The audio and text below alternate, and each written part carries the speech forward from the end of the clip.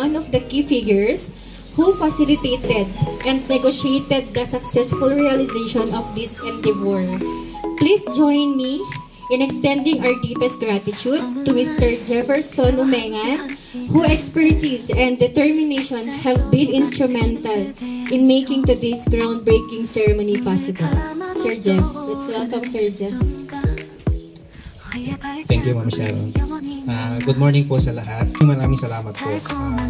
Ito na sir, yung pinagkahihintay natin. Ang isang taong magpapatayo ng bahay, uupo muna at kukwentahin kung mapapatapos ba na yung ginagawa. So, siguro, nung time na yun, hindi pa yun yung right timing na sisimulan natin sa yung project natin. So, ito na yung pinakahintay natin nung nandito na tayo sa bagong yugto ng construction industry. So, lumapit ka sa akin, sir, at pinakita ko kung ano yung mga meron na ongoing na existing project ng MLG Construction Services. So, thank you so much, Family Orasyon, sa tiwala mula nung simula, way back last year pa yata yun.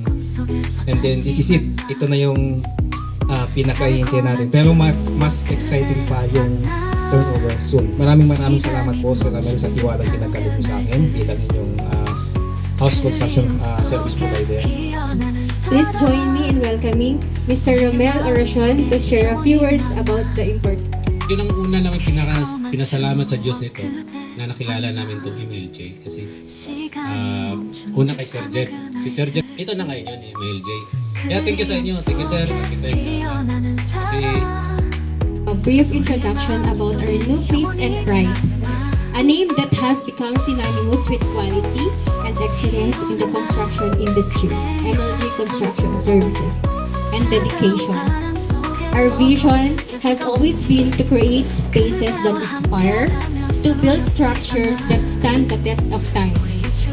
At gentlemen, as we embark on this monumental project, it is essential to recognize the creative genius behind the design and architectural brilliance that defines Project Oracion.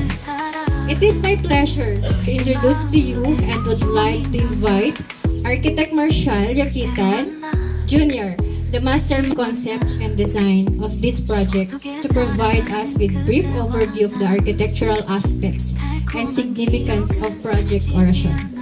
Architect Marshall, let's welcome. Palakpakan naman po natin yung ating Hi, good morning, sir. So, it's an honor na pinili kami ni sir, and thank you din sa Lord kasi at least ito yung mga blessing na sinishare din namin sa clients, and konting background lang po sa construction namin. So, ayan, meron tayong projects na turnover. May 7 projects na tayo na turnover, and may 4 na ongoing ngayon. Tapos sina sir yung mag-groundbreaking this month.